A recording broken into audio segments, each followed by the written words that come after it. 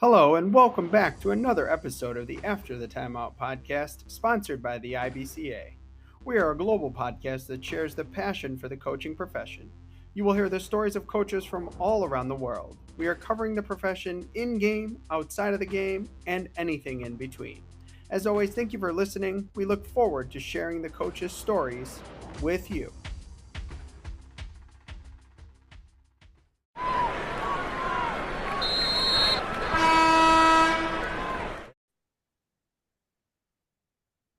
Welcome to another episode of the After the Timeout podcast. We are very happy to be joined by Dave Lepisto, head coach at Kimberly High School. Coach, how you doing today? Fantastic. Thank you. So we start every episode with the opening tip just to get a little background on you and your program and kind of your journey to coaching, because I've said this multiple times. It's everybody comes from so many different places, and it's so interesting to hear and find the different ways you got to where you are. So just a little bit about, how you got to where you are and your program and what's going on this summer. Absolutely. I've coached this. I finished my 30th year of teaching this year. So that's the first thing. I'm an elementary Phi Ed teacher in Green Bay.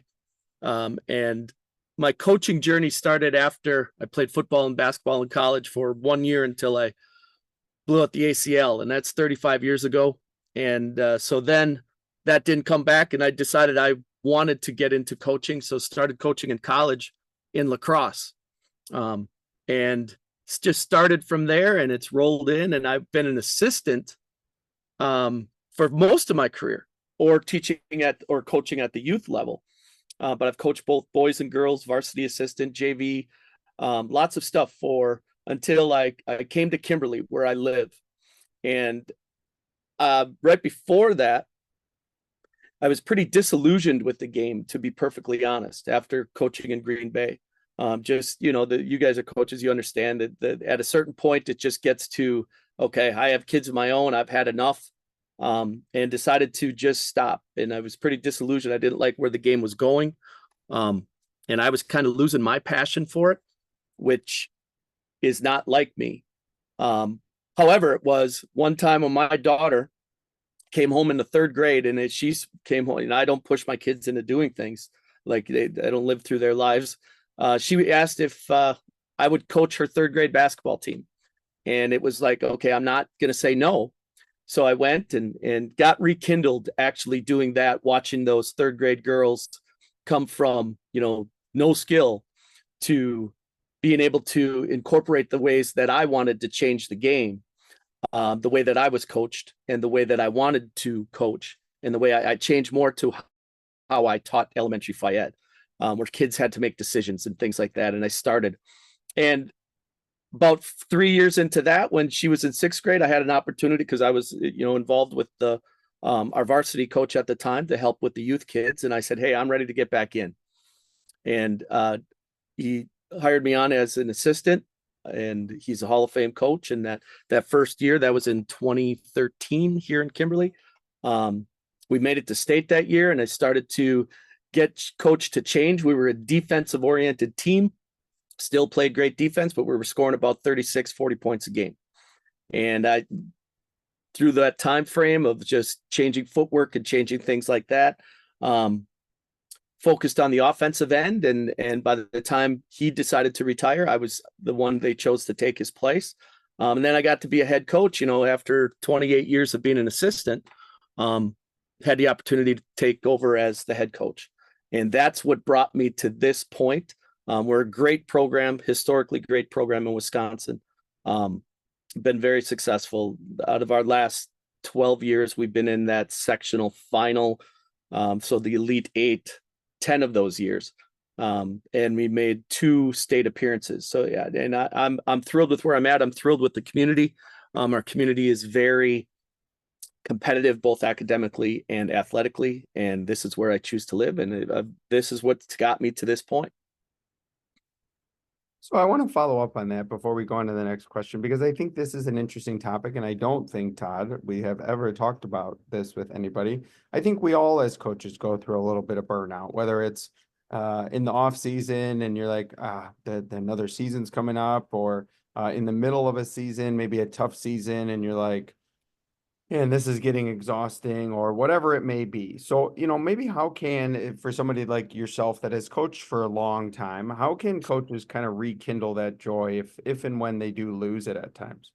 Yeah, it's taking time to find something other than basketball is huge. We had mentioned earlier before even recording, fishing, golfing, things that can rekindle.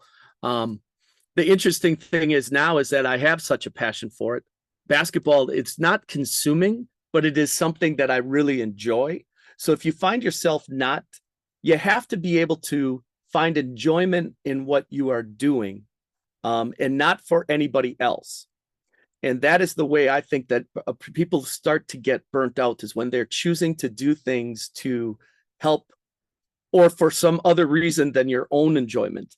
And, I take such great enjoyment out of getting kids to improve or helping coaches improve or helping myself learn and improve, that I feel like, okay, I was away from that, 10, 15 years ago. And that was causing it felt like I was doing something just to do it rather than doing something to try to improve myself or my kids and players.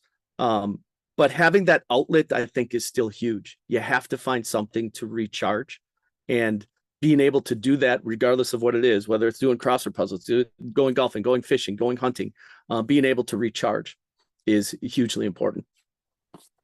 So you kind of led into it talking about, helping other coaches, and you are someone, and long before you were recommended to us as a guest, you have been someone I have followed on social media, and you share quite often. And when you and I were preparing for the show, you had shared, a few documents with me with a lot of information. In the second half of the episode, we're going to get into a big piece of it. But, why are you someone that is so willing to share, so open, that posts on social media so often and tries to help others grow?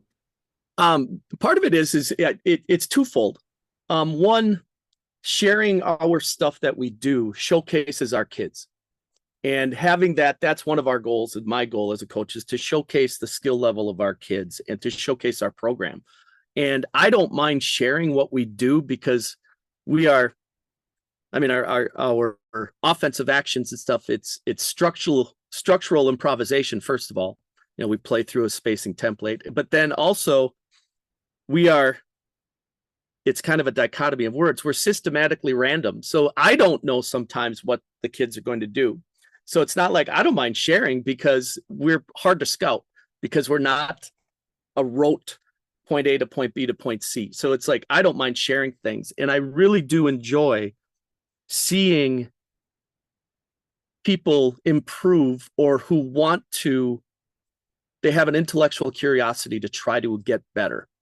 And I'm willing to help anybody that who's wants to do that.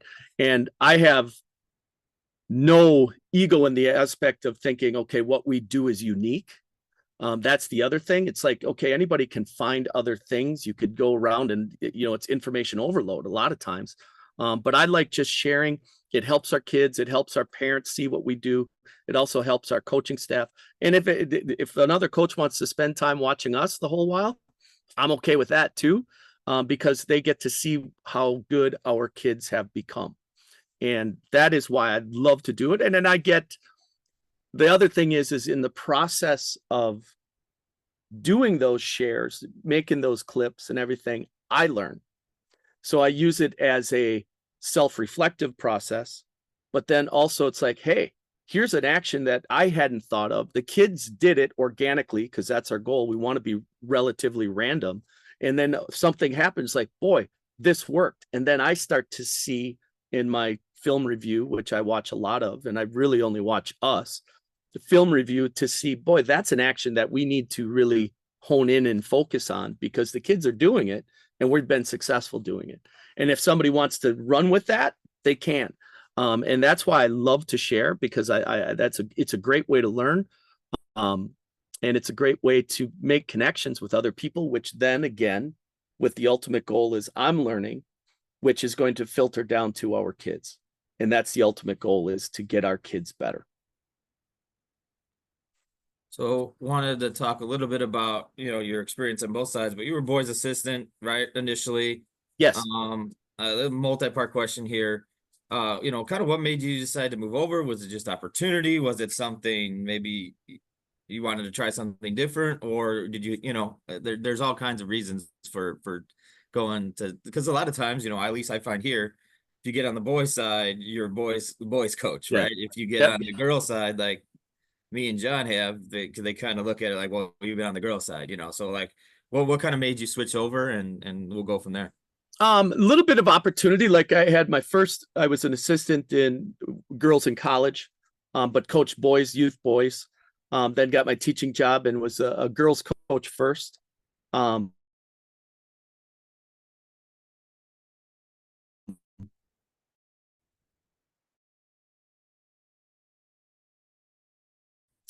It was passed over for a head position at that time. I prefer to coach girls. If you go back, 20 years, I think coaches had a bigger impact on the game of teaching footwork and teaching skills and stuff like that. And I really enjoyed seeing the growth, and I saw more growth in the girls than I did at the time with the boys. I don't mind coaching boys at all. I enjoyed that too. There might be some time in my career that I go back to that. I have no idea where it's going to take me. But now I really love to see the growth, and our girls, are so skilled. And, seeing we have a bunch of Division I athletes that we play against that we have in our program. And I've enjoyed seeing that growth, and that's why I continue coaching girls right now. So I guess the second part of that question is, I get, if I've been on an interview or talk about, well, how are you going to coach the boys different than the girls? And I'm like, well, it's just basketball. It's the same, but yes, there's differences, athletically, size wise and stuff like that. But kind of what did you bring from both sides, right? Your concepts and things like that, but adjust it to, maybe some of the skill stuff, or every once in a while, if you got a boy who's 6'10" and can protect the rim, that helps, you know what I mean? It's a little bit different. So how did you kind of make that adjustment? What things were the same, but then what did you kind of have to adjust to kind of adapt to where you were? The first thing that I changed was how I taught footwork. When I was younger and then going through and teaching boys and stuff, everything was a jump stop, vicious pivot inside towards the defense. And then, we're bringing that ball right across. Well, then I was coaching third grade girls, and you're trying to go jump stop, vicious pivot into the defense. Well, it's going to get stolen. The ball is going to be right there. So it was like, all right, now I need to rethink what I'm doing here because this isn't working. So that's when I started to do a stride stop and pivot back away from the defense, the exact opposite of how I was taught. And at that time, people looked at me like I was crazy, and then you go around, and I would look around and try to find some confirmation for my affirmation. And that's when I found the stuff being done in Canada with Chris Oliver and everything with stride stop back pivots, which I was doing. And it affirmed everything that I was doing was good. And then it just built from there. Because now you watch the whole game, everybody's stride stopping and pivoting it back. And it's like, I knew I was ahead of the game in that, but it was like, okay, this was born out of, okay, a third grade girl's coming in there and jump stop, and we're trying to pivot into the defense, and that defense, the ball was just grabbing it. So it's like, okay, rethink what you're doing. And that's how it kind of went. And then everything is just progressed from there. Our whole offense is based on that initial stride stop and being able to know that the game is played behind you, and being able to back pivot and looking, knowing where to move on a drive and all of that. But that was the initial difference. The only other thing that I've noticed in my years of coaching boys and girls is that neither way is wrong, or in the way, but I've always noticed boys don't want to let down themselves first. It has a tendency to be internalized.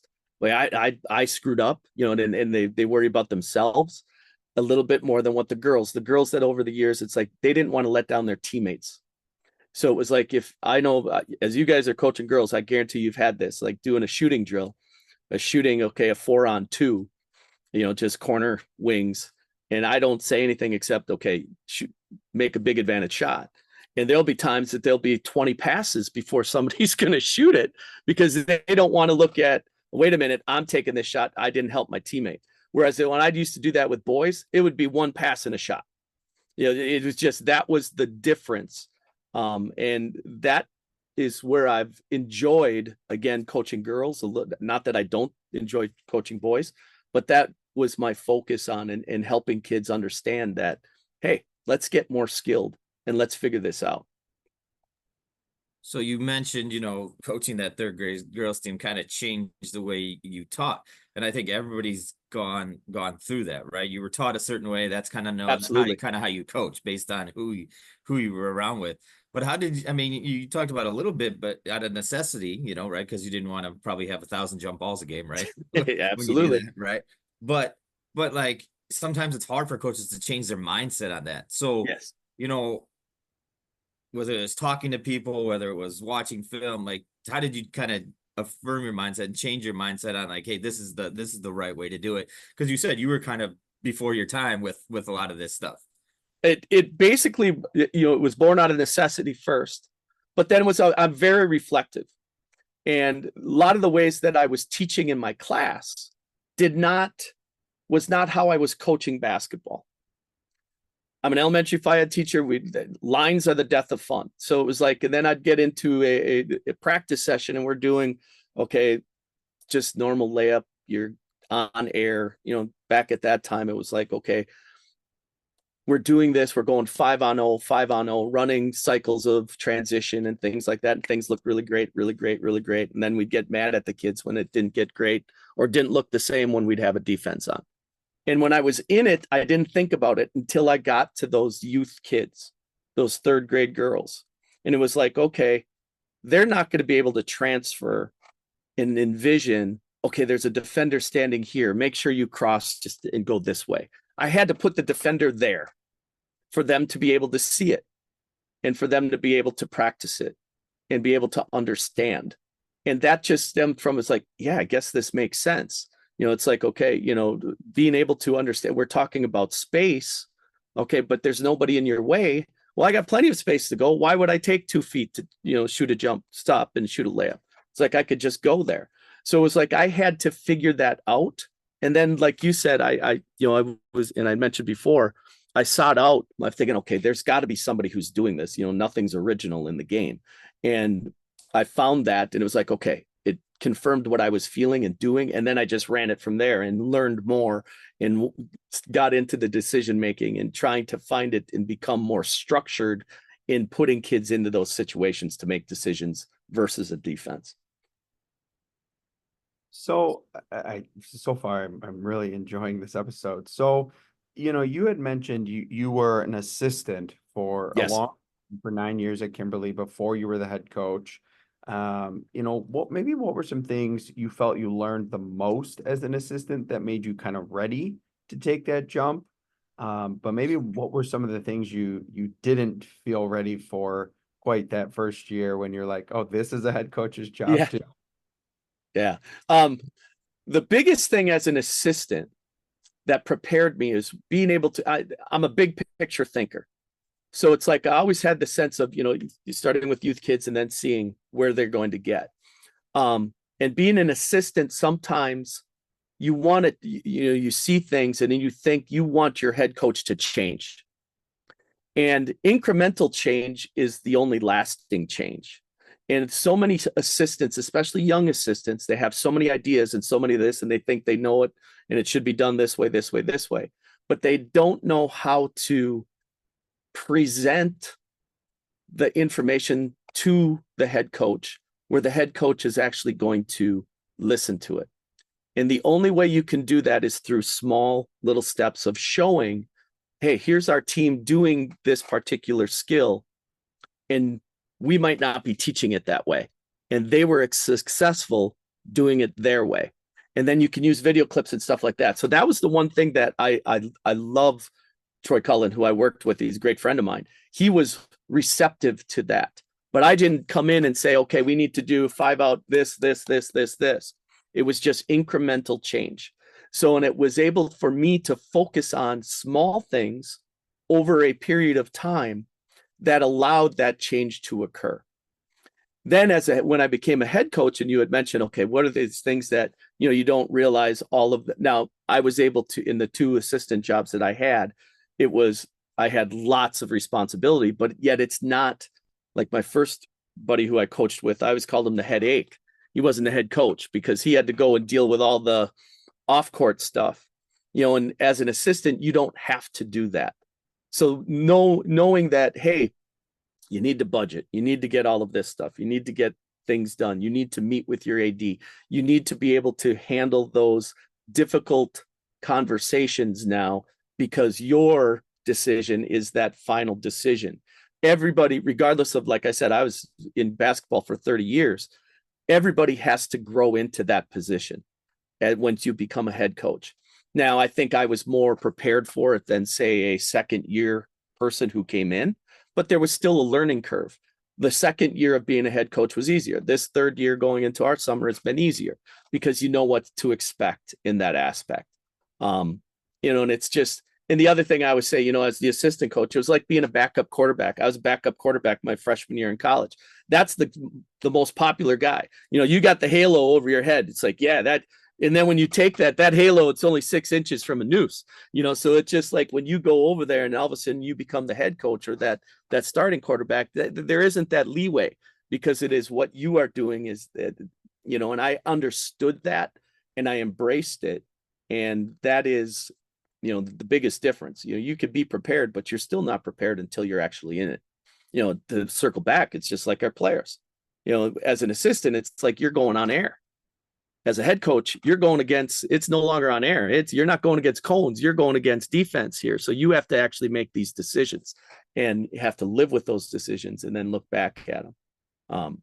And I enjoyed it. I wouldn't trade my journey, because I made choices. I turned down head jobs previously just because of family situations and things like that. I love the journey that I had. I think it prepared me the most that I possibly could for where I'm at right now.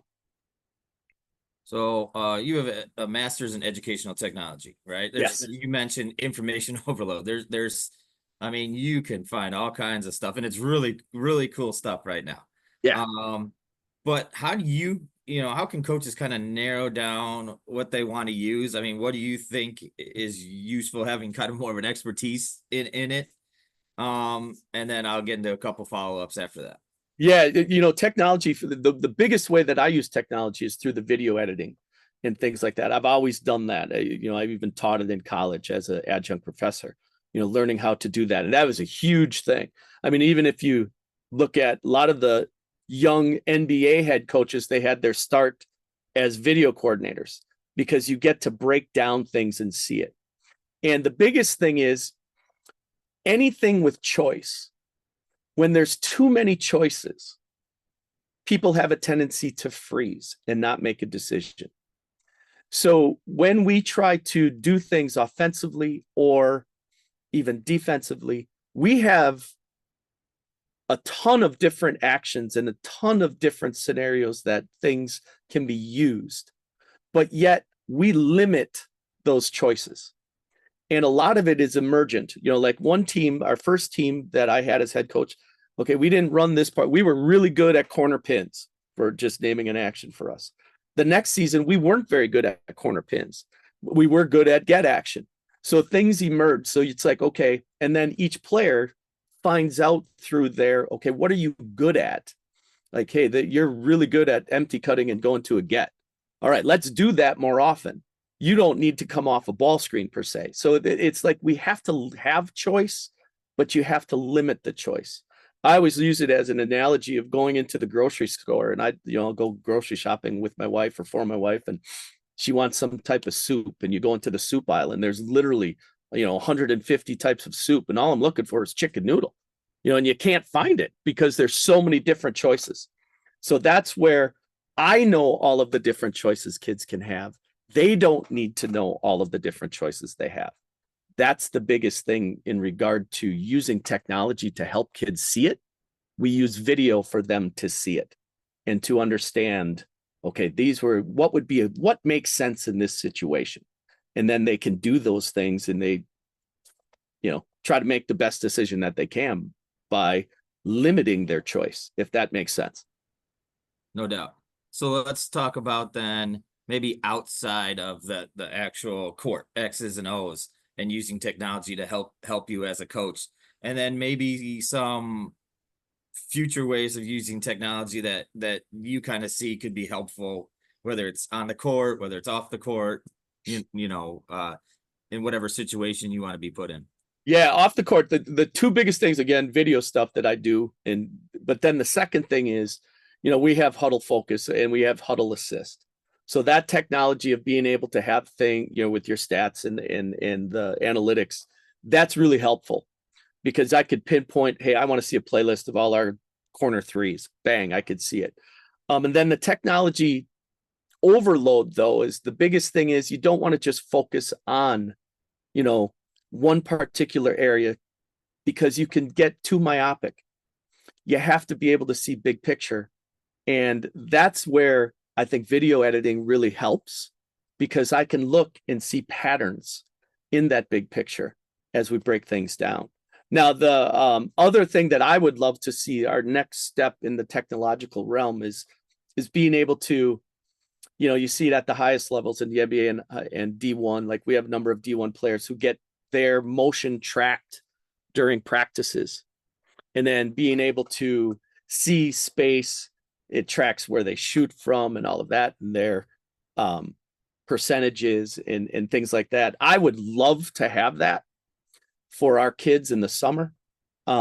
Pretty expensive yet, but that eventually that's going to come down in price. And I would love to be able to use that and track things, and kids can see where they're spacing and see where they're shooting and see, our guns, they track things and stuff like that. But I would like it to be more contextual while they're playing. That would be a technological thing that I would look into soon. Yeah, the NOAA shooting system, yes, and all those things yes, are so cool. They're absolutely so amazing. And then the key is, to find the things that really actually help, that information overload, and being able to pinpoint. And that's a skill that, as a staff, that you have to be able to have, because you don't want to be information overload. If you're going to information overload anybody, do it to yourself and your staff. Don't do it to the kids. We want them free and playing.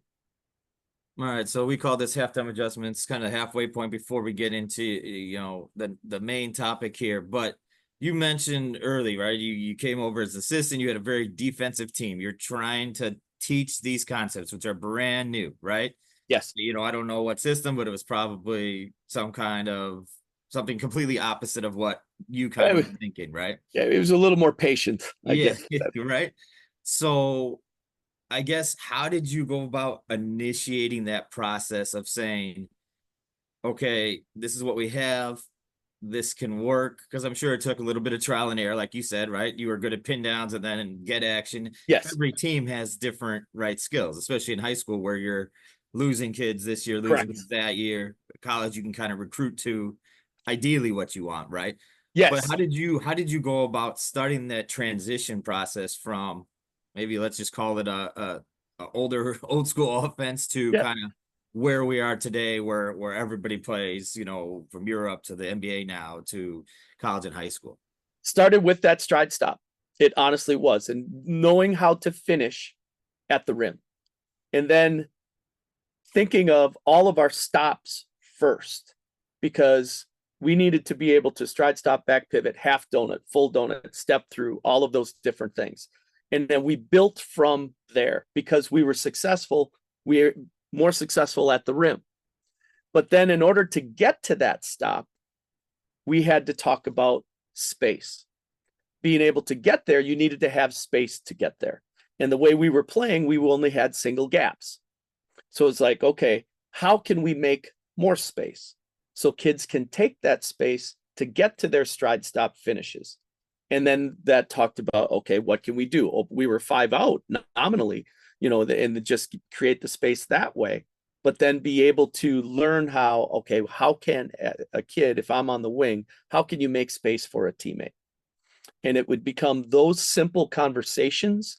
I say simple, it's not easy, because a kid has to be able to understand, if I cut, I'm creating space for the next person with the ball.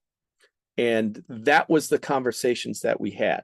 And then it became, okay, how are we going to teach this?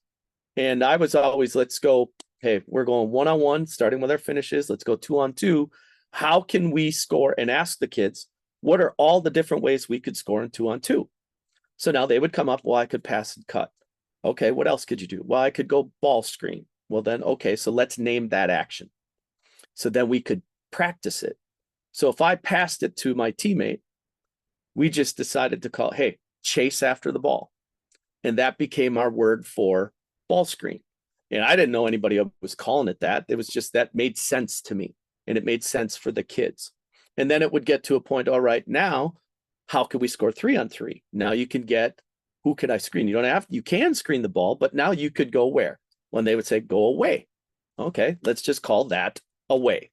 So then that was how the concepts became.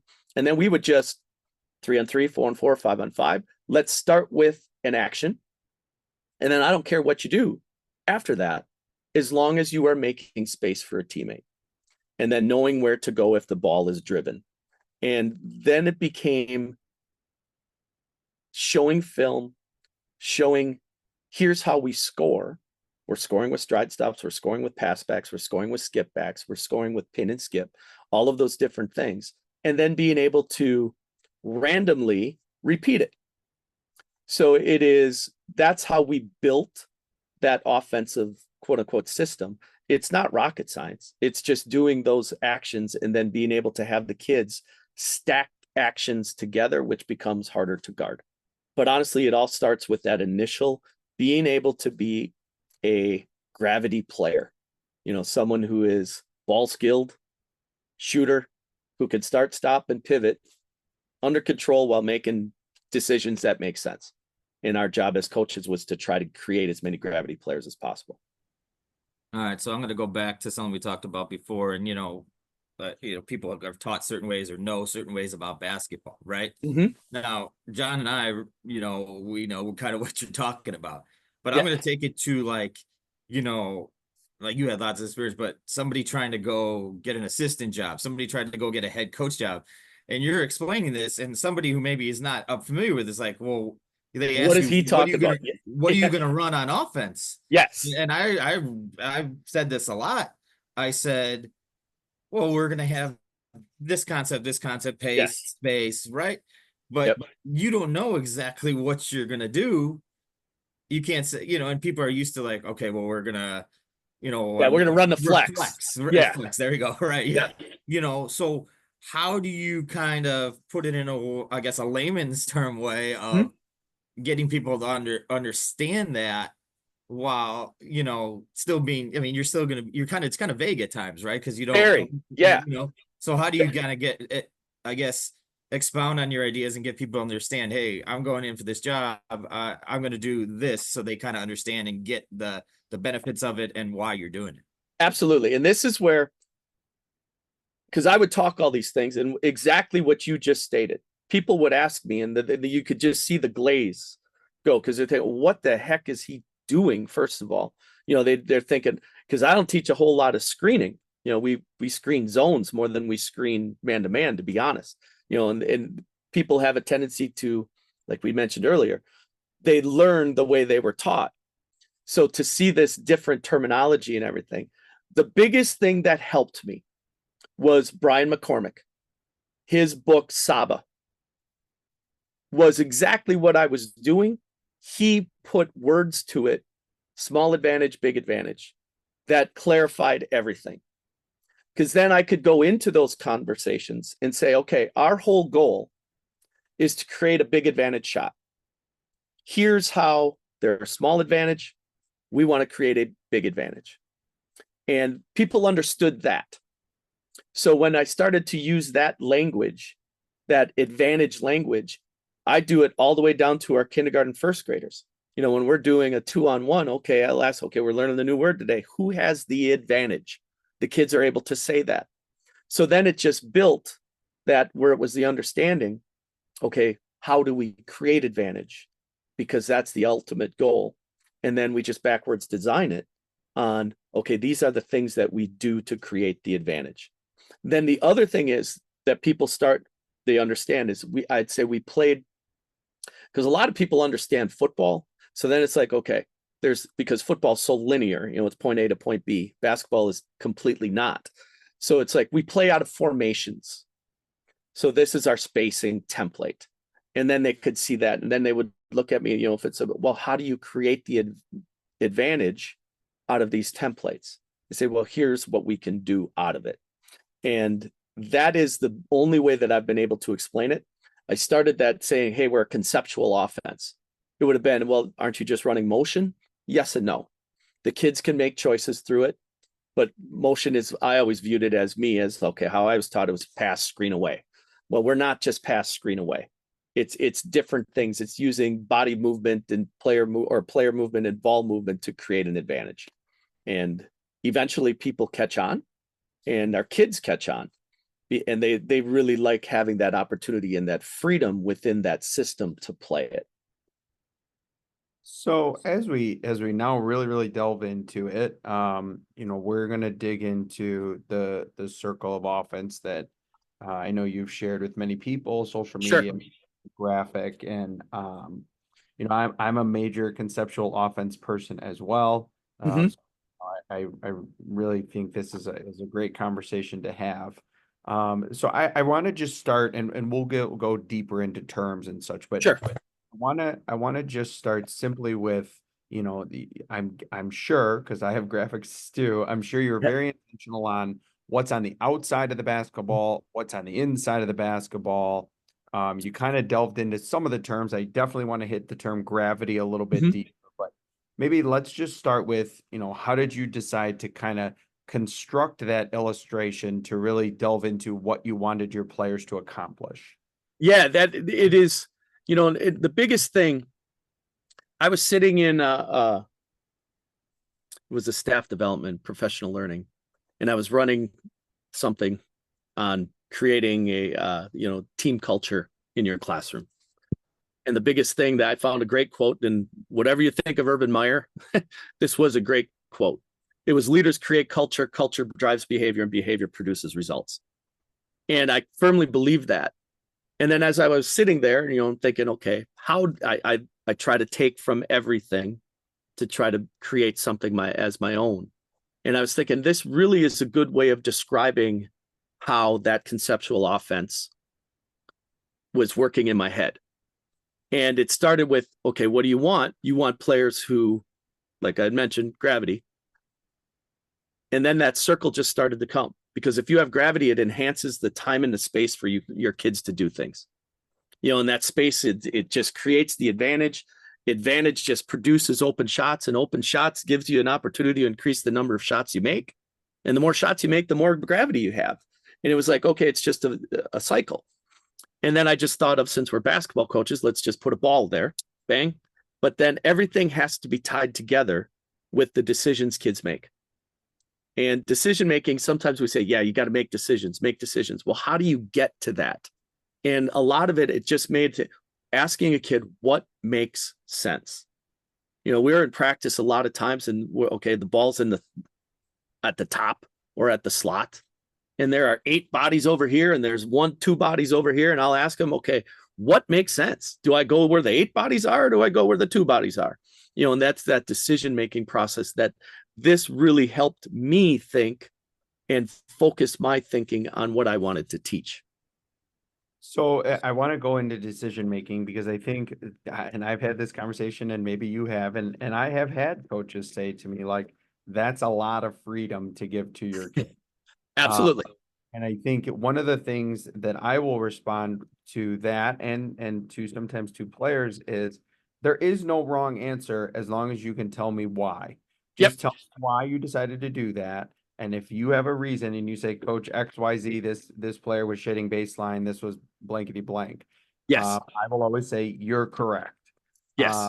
But I think one of the things that sometimes coaches have to be okay with, especially when you start this process, is sometimes they make the wrong decision, or sometimes they see it maybe incorrectly in that split second. So how do you Yes. make an environment where it's okay for the kids in practice, in wherever, where it's like, hey, maybe, yeah, you saw this, but maybe you might have missed this? Yeah. And I'm such a growth mindset person, so it is, mistakes are the only way that we can learn. So that's stated to the kids from the beginning. And being able to, but then we do talk about good mistake, bad mistake. Now, a good mistake is something that you're doing. It made sense at the time. Mhm. The bad mistake is, okay, that person did it and it didn't end up with a good outcome. This person did it, didn't end up with a good outcome. This person did. And we just keep doing the same mistake over and over and over without the willing to adapt and adjust. Then we have to rethink what we're doing. But yeah, like I always tell the kids, I said, you can't be wrong, but there are better versions of right. So it's like, okay, and this can be towards individuals as well. Like, okay, so Jon, you're a 45% 3-point shooter, and I am a 25% a 3-point shooter. We're both on the wing, or you're in the corner, I'm on the wing. The ball's on the other side. Okay, what makes sense? You pin for me or me pin for you? So those are the decisions that we kind of guide kids in, but because it wouldn't make a whole lot of sense for you to pin for me.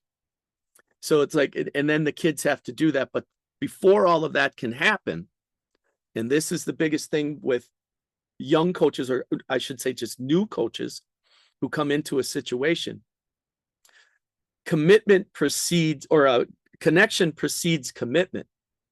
So if you and I were having this discussion, like, yeah, you're a 45% and I'm a 25%, and I'm telling this kid, you better pin, and I don't have a connection with this kid, that kid just saw me think, okay, I can never shoot.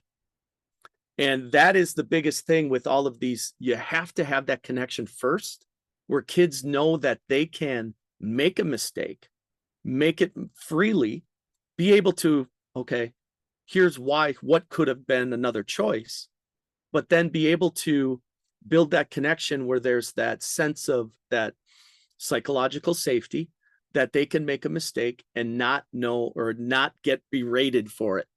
And that is hugely important. But also in that process of teaching kids how to make decisions, they have to understand where to look. And because all of a sudden we just say, well, no, you should have thrown it there. Well, why should she have thrown it there? We got to say, well, okay, let's look. We're in a ball screen. That corner kid is tagging our roll. All right, then what makes sense? Who's going to be open? Okay, now I could stride, stop, pass back to our replace. And then, but if I just say, okay, come around, and you're looking to throw it to replace without teaching them where to look, okay, then I'm not helping them in their sense-making process. And that's how we have to teach kids decision-making. Yeah, we are giving, in a conceptual offense, we are giving kids a whole lot of power to make decisions. And like you mentioned, we have to live with that. Now, part of it in the teaching process is giving all your actions and whatever you want a name. So there can be some help from us. So if we see in it, hey, empty cut to a get, those kids know what those things are. So it helps their decision making, and it helps us review their decisions, because then I can ask them, hey, why did you empty cut there? What could you have done? And if they, like you said, well, I emptied because there was, hey, we needed a pressure release right at the high post. Bam, perfect. That's, then I'll live with that. I don't care if we turned it over. She was making a decision that, yeah, made sense to her. So it's not me out there playing. It's those kids out there playing. And it's where we struggle sometimes is, again, at the beginning, I said, where there's too many choices. So then we'll have kids, limit, here's what you're good at. Let's really focus on these two things, especially in the beginning process. Like in our first year players last year, we had 3 freshmen. They're all D1 athletes in a variety of sports. But they were swimming in it, because there's a lot of stuff. It's not just point A to point B. It's okay. It could be point A to point Z, and it just sometimes and then just, it's a trite statement, but they do have to trust that process. And then we just talk it and show it on film, and then give them, okay, what could you do here? Okay, what, and again, I said this a million times, what makes sense? So I want to get a little bit more technical on decision making and I guess sense making. So, there's different factors of it, right? We have like on the catch, right? Yes. You got to make a decision. We have on the drive or action or whatever. And then, I like to talk about this a lot because it's interesting what other coach thinks. Like, you have open shots. Like, sometimes an open shot really is an open shot, like you said. So right. Can you kind of take us through what you're having your players look for and how to say, okay, in on the catch, yeah, this is kind of our keys or our reads, right? To use football term, right? You're yes, reading the linebacker, and then on the drive, and then shot wise. yeah. This is where I try. What we do is complex because you have people involved, but what we do conceptually is relatively simple. It's not easy, but it's simple, and it is simply on the catch. I'm catching with. I start with our skill stuff. My chest is towards the ball. I'm landing on 2, and I'm looking to cross step drive where that defense isn't. So if I'm reading a closeout and it's a short, it's shoot it, drive it, move it. That's our goal. Now, it's not always that clean, of course, as you guys know. But then it's be able to just simply, if my drive is stopped, I have a plan for my protection plans that I've gone in there and we've practiced. If I see chest, it's got to be kicked. Or I'm getting in a stride stop and then I'm getting into our pivot game. So I try to simplify it that way. So the decision-making becomes, okay, if this person's running at me, I can go by her. If this person's way away from me, I could shoot it. That's in general. Now, as kids get older and we're into things, if I'm a 25% three-point shooter, my shoot it probably isn't going to be the first choice. It should be either drive it or move it. And that's the decision-making that we try to simplify. And then, like I'd mentioned before, on the drive, now I need to know where to look. I'm looking, like one of our things is if you're playing for us, you got to be good enough to beat your check. And then now we have to read the help. So then we read chest and all of that. If it's, break through the branches of the tree, if you see the tree trunk, it's kicked, it's all of that. But that's our decisions.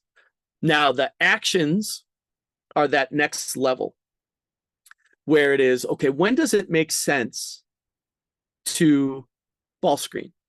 When does it make sense to maybe go on an away action? When does it make sense to get a wide pin down? And we can, through the way that we practice it, maybe we start this possession with a wide pin down into a zoom. That's where the decisions start to become organic. And it's repetition within repetition and within repetition. And the decisions, that's where you mentioned, they have to be able to do those things in order to see how to make a decision on where that defense is going to go. And that just takes time and a ton of mistakes, like you had mentioned, and the freedom to make that mistake and the freedom to learn from it so it doesn't become a bad mistake. That's a long-winded say of simple does not equate to easy, but and that is how we try to teach that decision-making, sense-making process.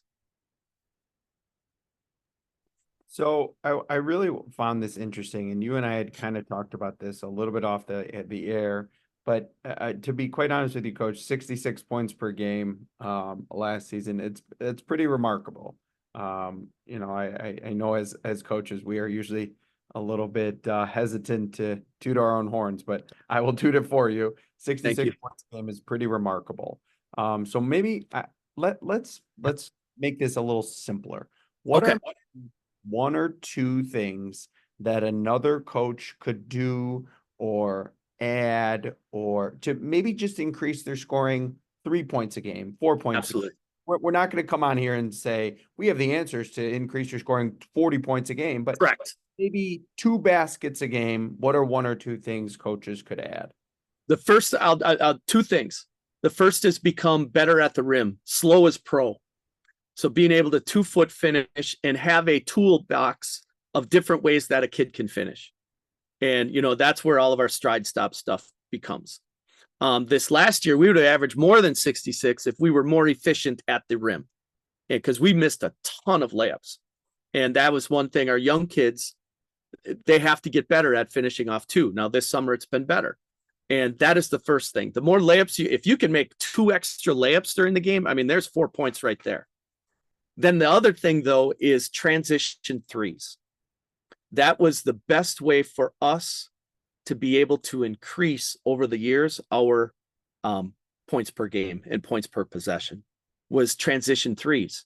We touch the paint with a drive, we'd kick it out, get a nice walk-up 3. Those are rhythm threes that are just opportunities. There's usually a big advantage you get that, there's because the defense is in a state of disadvantage. And those two things really are the stuff that allowed us to increase that scoring percentage per possession, but then also our overall point total. Those two, huge. Footwork at the rim, transition threes. So I want to follow up on that because the way I do skill work is my assistants each are kind of the head coach of different sets of skills. Okay. It empowers them and it builds them up. But one of our huge things is finishing, and we start every single day with finishing. Yes. Because I agree with you, and I've seen it all summer. What are some things with teams that coaches can do just within the realm of finishing to maybe even break that down a little bit more to increase that percentage from, in a high school game, maybe from 45% to 55-ish%?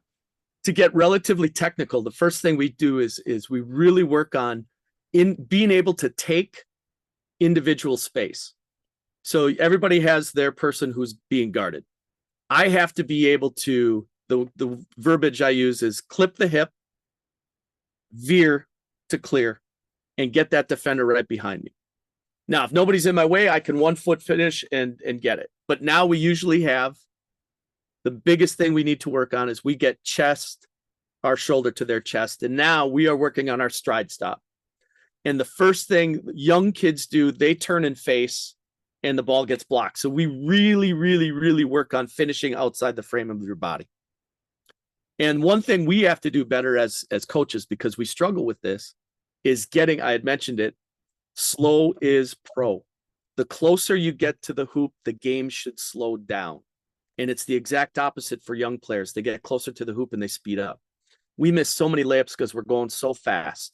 They get so far underneath, and then they're shooting it straight up in the air.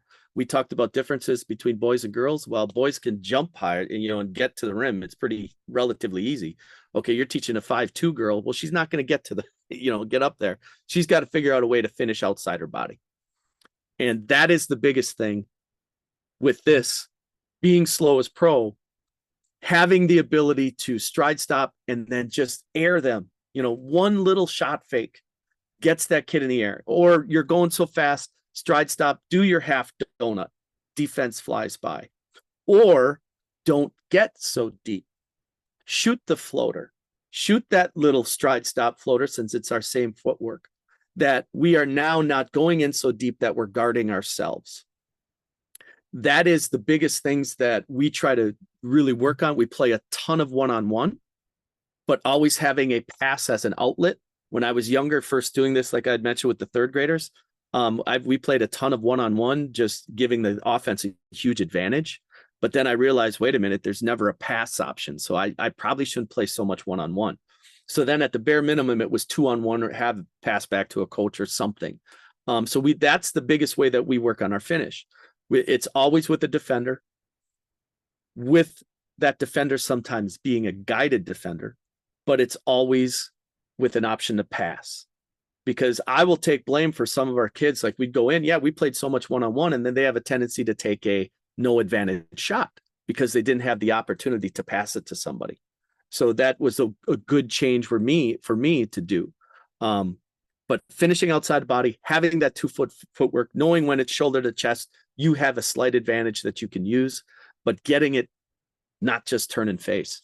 That is hugely important, because then you're just shooting it. It's going to get tipped or blocked, or regardless of size. And it's not an easy skill for young kids, but we allow that growth. Okay, we talk it even with our second graders, try to get it outside your shoulder. And it's ugly, but ugly's good. They eventually get it. So I got two here. I'm going to go back to when you said transition threes, and I'm a big believer, people say, oh, you want to play fast, but what if you're slow? Well, I think you can still play fast if you're slow, right? So, let's start with there first, and then I actually want to get into the technical aspect of the stride stop, because you've mentioned it a lot of times. I think that'd be good to kind of talk about. But when you're in transition, you're looking for pitch aheads. You don't have a pitch ahead, ball to the middle, attack the paint, kind of kind of walk us through that, because I think it gets mistaken for you have to be athletic and fast. Obviously that Right. helps, yes, right? That makes a big Yeah, difference, but absolutely. you don't necessarily have to be. You can still play fast without being Yes. athletic. Yes. So our spacing template, or our transition, goes right into our spacing template. We're a two-side. We have corners are filled, usually the 45, and then we have a trail, and then there could be a rim run. Rim runs happen all the time. If that person rim runs, and it can be anybody, it could be our 5'2" kid, it could be our 6'2" kid. If you rim run, you can run what I call prime. That would be low post or short corner. Could be backside dunker, could be ball side. But that's our spacing template. And then we're looking to touch the paint. If I can pitch it ahead, I'm cutting through to create space for our trail. We want to play through that trail. If we could get a inside, bam, get ball reversed through a trail and it's a walk up three, bury it. If it is I'm driving hard in the slot, the 45 dive went and I just followed her, follow the leader drive, and I stride stop and I back pivot to the trail circling behind, so it's just our drive reaction rules. And that's the way that we get transition threes. The other way we get transition threes are early pins and skips from backside corner. So if I'm bringing it up on the wing, we very rarely bring the ball up the middle of the floor. We're at least in slot or wing. And if I can, that backside corner, if there was a rim run and that rim runner is a capable 3-point shooter, that backside corner kid is probably going to pin for her. And then we can skip it to that corner. That is one of the ways that we get a bunch of corner threes in transition, and then those trail threes. The other action that we get a ton of transition threes, we just call it shield and shovel. So I'm driving up slot, maybe wing, I'm driving in towards the middle. I stride stop, I turn around, and I just shovel it back to my trail. And it just gives us a good, if you could think of Villanova, the one year that they won, we just call it shield and shovel. And we get that on the wing. It can be just shield, shovel. We shield that defender, flip it back, and we hit that transition three. That's the way that we create transition threes. Very rarely is it on a pitch ahead and shot. It's usually after a paint touch, even in transition, unless it's through that trail.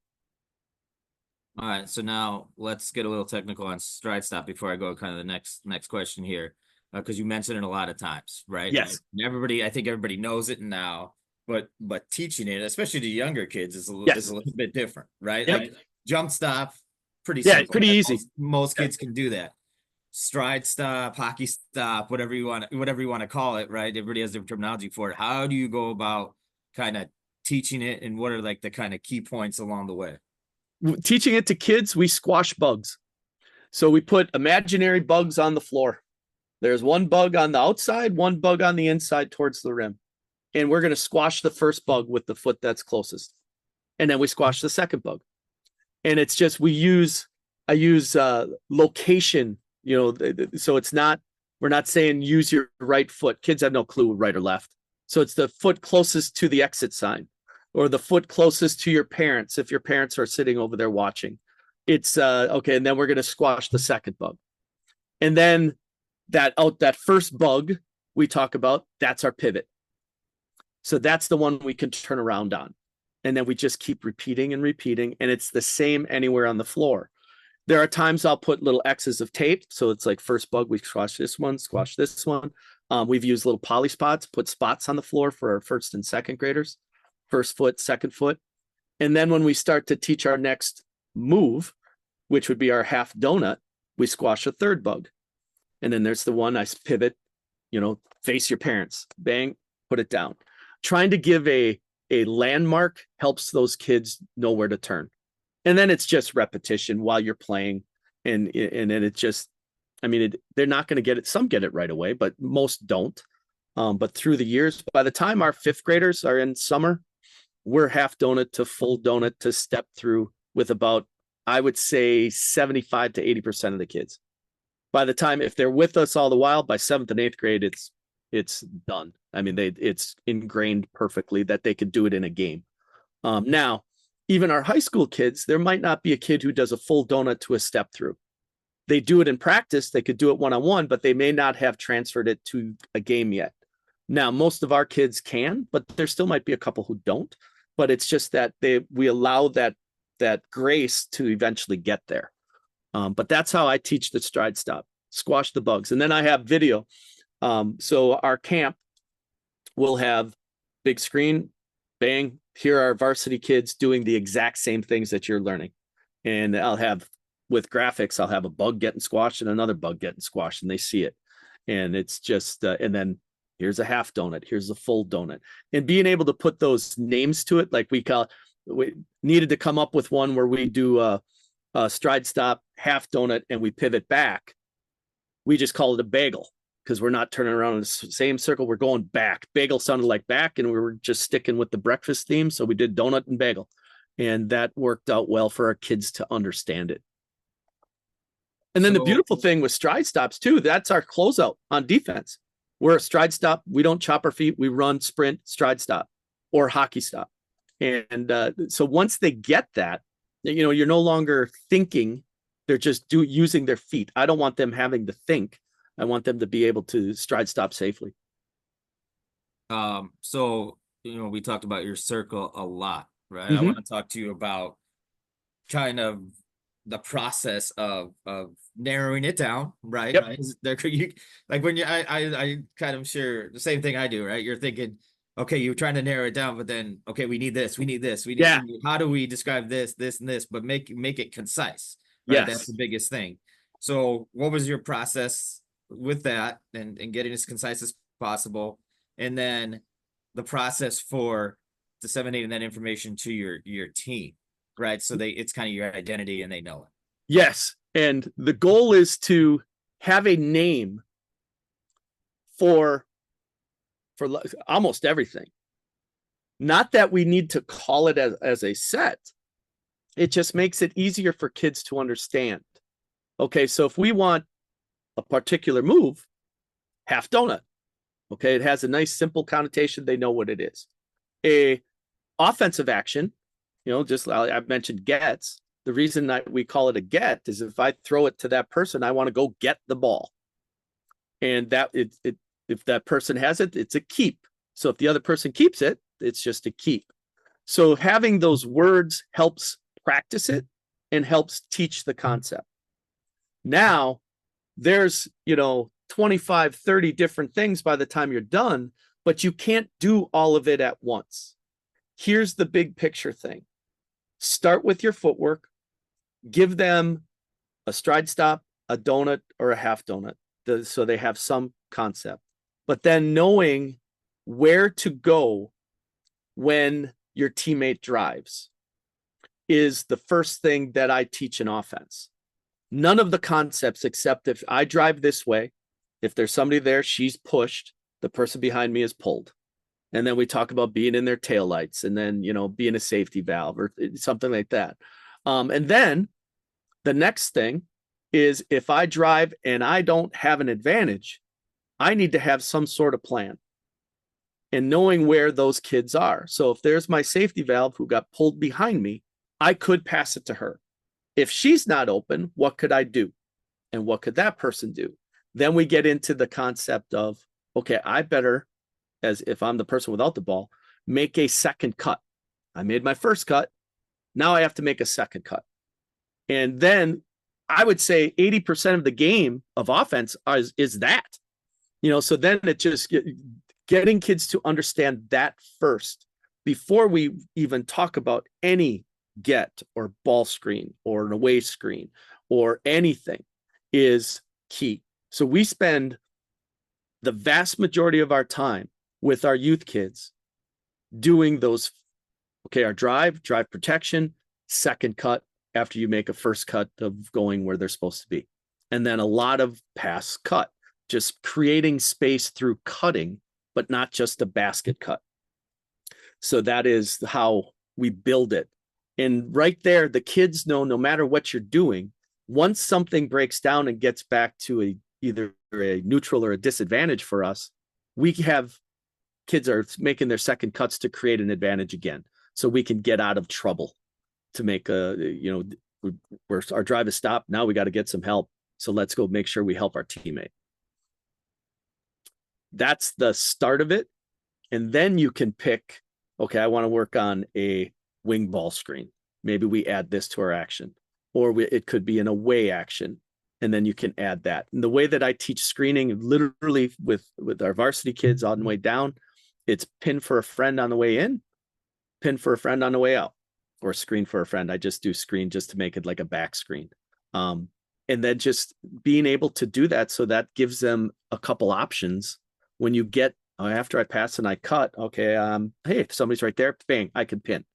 But it's got to be one thing, one concept at a time. And I use Gets as an example when people talk about, because we were using Gets like 6-7 years ago. But it took us, I think our first year that we taught it, I think we got 2 in a game the whole season. The next year we had some more. The next year we had some more. Then all of a sudden after that 3rd year, it was pretty secure and it was happening organically during games. So there's a big picture of understanding that hey, we're going to practice this concept. That might not be able to transfer really securely in an actual game for a while. And then you just get those ones. Hey, we saw Get, bam, put it on film. And now you can use it as a teaching concept with the next year and the next kids. And then they start to understand it even more. So to kind of finish before we go into our last 2 segments, as I really was reflecting, I thought this would be interesting. So, you have a great circle of offense and you're elite at explaining it and breaking it down. I'm just curious, if you had a circle of defense, yeah, and you had to include 3 things, what would be 3 things you would include? Well, it's funny because I do have a circle of defense and I use the same concept, the same graphic, but the difference is ball pressure has to disrupt that time and space.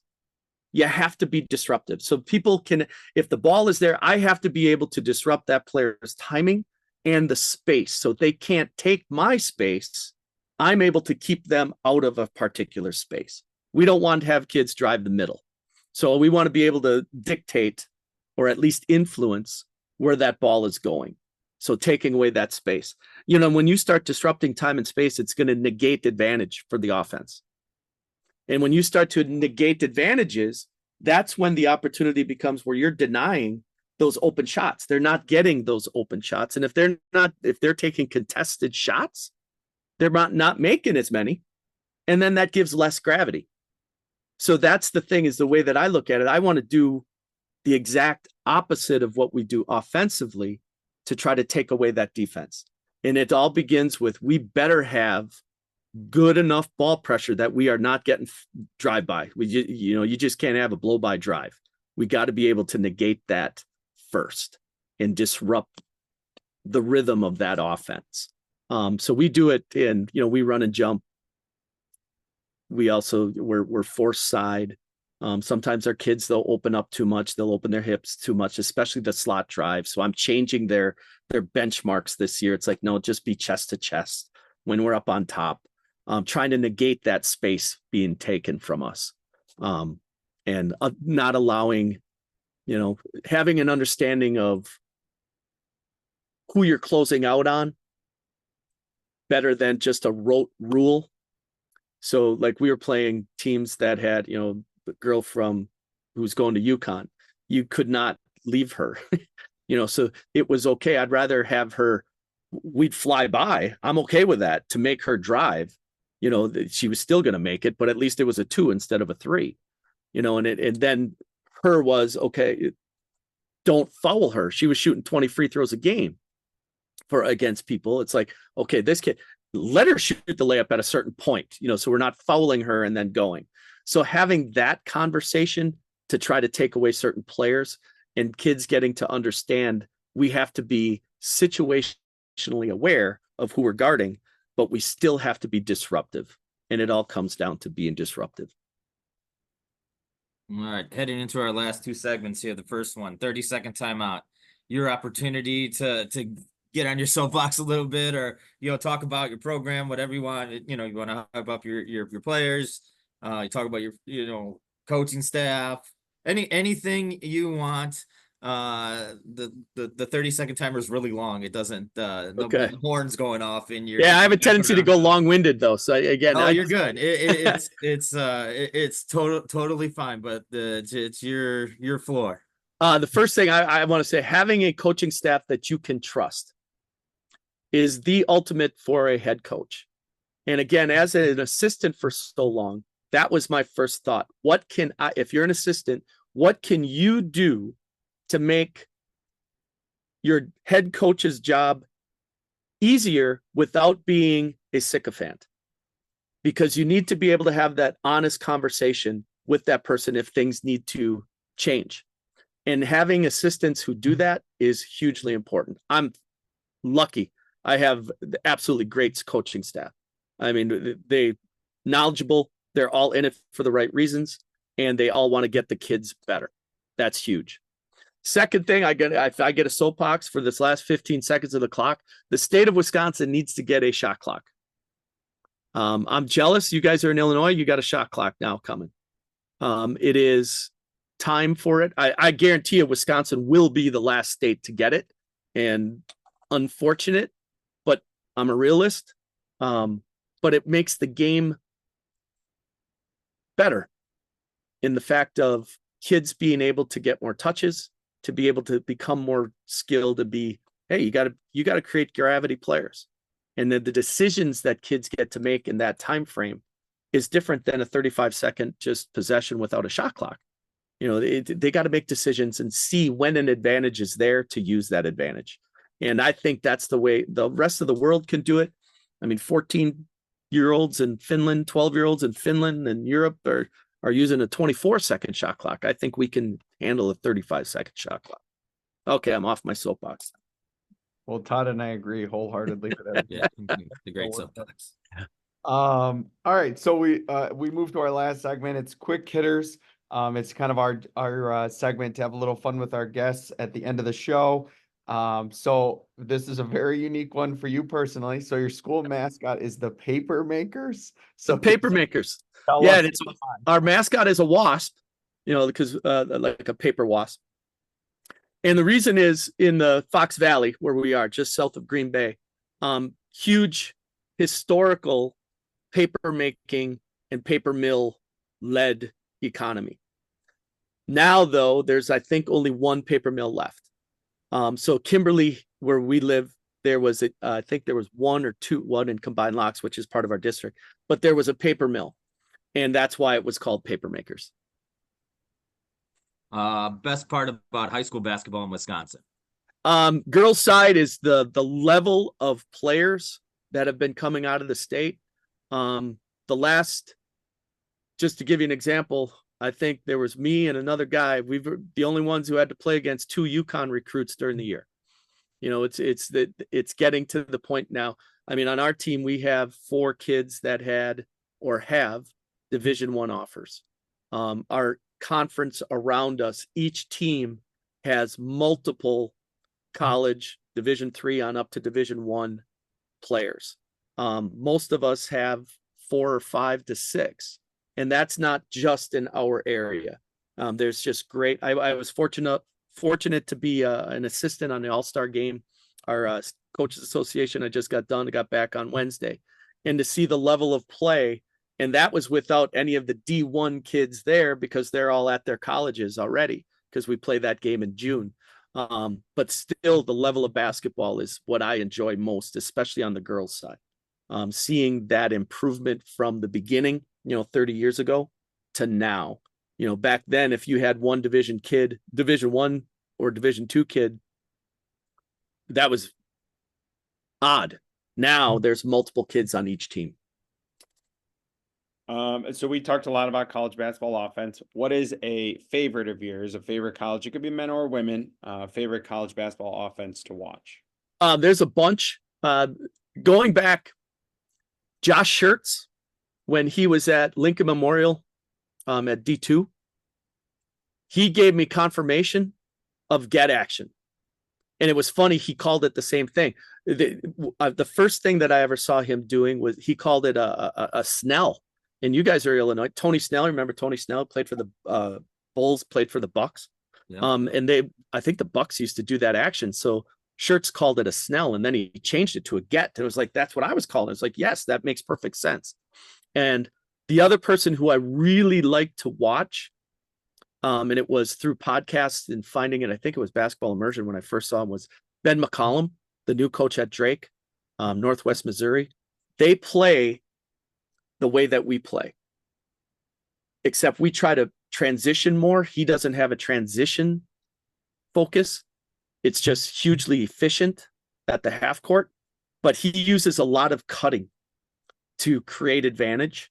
And our kids cut sometimes too much, but we do, because nominally our kids learn read and react, 5 out, pass, cut, and then we build on things. But watching those two offenses really, really showed me a lot of different concepts that we did, but to do it more systematically. If you didn't coach basketball, you'd coach what? Well, I've coached football and basketball and baseball my whole life, but it's been basketball for the last 20 years. I'd be a football coach, offense coordinator, loved it. I always thought it was relatively easy because you could formation people and use motion and things like that. So I did take that formation aspect to basketball. Let's play out of a formation. I coached football. It was, okay, we ran 4 plays, but we could run it out of 25 different formations. And it's such a linear game. And I love that aspect that you could manipulate a defense just through motion, through formation. And I love basketball better, though, because it's much more complex with the movements, and you have to play both offense and defense.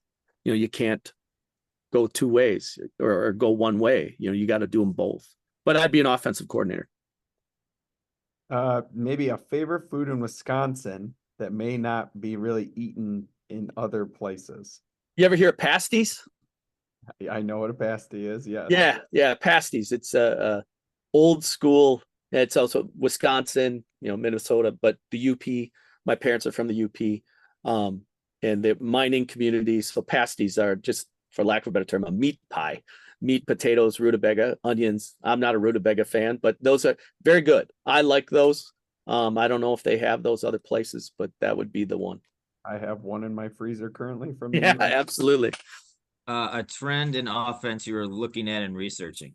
This is an interesting one because it's funny to watch everything now. It's everybody's running Princeton, to tell you the truth. It's all high ball screen or pinch post and everything there. And I like to look at, again, nothing is new, but one action that, we're teaching our kids to be more organic with their zooms. But most of the zooms are vertical zooms, for lack of a better. So it's through top, wing, corner. The one thing that I'm looking at and been toying with are horizontal zooms, both on because the one skill or the one action that I always find hard to guard, but it's very rarely used anymore, is a cross screen. It's just, you don't see it. It's just not, because usually back in the old days, it was a block to block cross screen. Well, nobody's got block to block spacing now. So, but since we have something, our post is in prime, we could cross screen with that kid, or if she's in the backside dunker. So I'm looking at having, if I got the ball in the wing, that kid could go set a cross screen. The kid comes off the cross screen, possible to throw it to her, but now she can come off that dribble chase, which would be a ball screen for us. And that's an action that I'm looking at just because I've seen our kids do it on accident. And sometimes the world's best concepts come from accidents. And that cross screen, hey, I was looking at it, well, that's just a horizontal zoom. It's like, but I got to get the kids to understand zoom from the wing for the vertical zoom where they can do it. We get it in the summer now, but it's not like, I still have to say, hey, you're on the wing. What can you do? Okay. Because we're looking at our wing diving that 45 or going for a wide pin down to the corner, or just getting out of the way and creating space and playing with that corner kid. Now just inverting that and doing it sideways really intrigues me. I don't know if we'll ever get to it, but I'm going to look at it. Just so you know, on our social media, I'm going to be quoting, the best concepts happen by accident. They do. That's why watching the film, watching so much, I don't sleep much. So, I watch our game and then I break it down and look at it. And it's like, that's how I taught myself. That's why I say the best, a lot of the NBA dudes who are coaching now came out of the film room because they break all these things down. And it's like, oh, wow. I guarantee you, I didn't go into one and thinking, okay, we're going to empty cut to a get 10 years ago when we were doing it. And it was like some kid did it because we did a when in doubt, empty out concept. And then we threw it to her and somebody went to go get the ball. It was like, well, yeah, that made perfect sense. And it's harder to guard than a ball screen. And then that just built the concept. And it's like, okay, let's make this random, but yet systematic.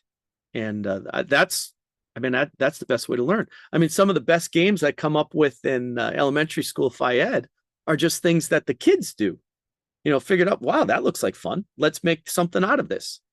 Let's make a game out of this, or let's practice a skill with this. And then those are the best ones. And it's usually kids are creative if you allow them to be creative.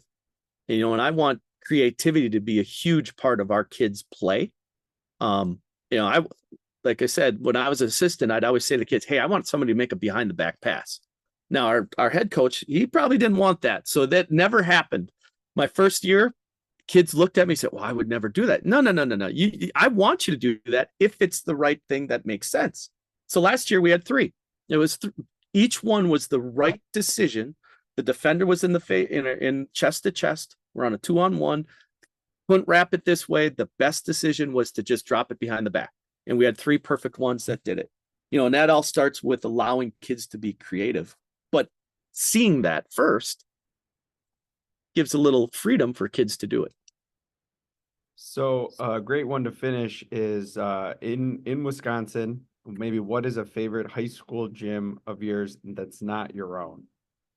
That's a great one. There's some good ones, especially in our conference. I think my favorite one is Hortonville, which again is they won the conference last year. Our conference is unbelievably good.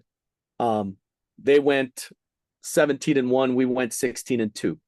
They beat us over there, or we beat them over there at their place. And it's such a great, we play double headers against them. And the boys game at Hortonville is always first. So the girls game is second. And because they've been to state a number of times, it's very skilled, great program. And when we play over there, it's always packed and it's always hot. And it's like, I swear they jack up the heat about 20 degrees. And it's loud and it's fun. And it's a great environment for our kids to play and compete in. That's probably my favorite. I don't know if the kids would say the same because we have, a couple real close rivals. But it's a fun gym to play in. Coach, this was an excellent episode that I know our guests will get a lot from. So we appreciate your time today and we wish you nothing but the best. Thank you. Appreciate you for having me on.